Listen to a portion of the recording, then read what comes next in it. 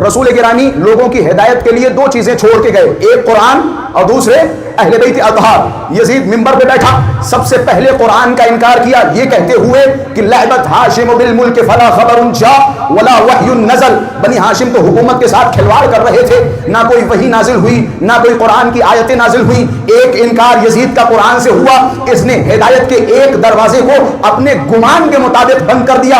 अब दूसरा हिदायत का दरवाजा था अहले बैत अतहार की अज़वाज। उस वक्त एक शाखिस चेहरा अहले बैत का था, अबा अब्दुल्लाह अल हुसैन की जात। इसने पहले कुरान का इनकार किया, फिर हिदायत के दूसरे रास्ते को करबला ये मोहल्ला में शहीद करके इसने गुमान ये किया कि जनाबे वाला हमने हिदायत के दोनों रास्तों को बंद कर दिया। बस ये सोच के बैठा ही था कि इतने में सर हुसैन नौ के नेज़ा पे बुलंद हो के कुरान की तिलावत करने लगा।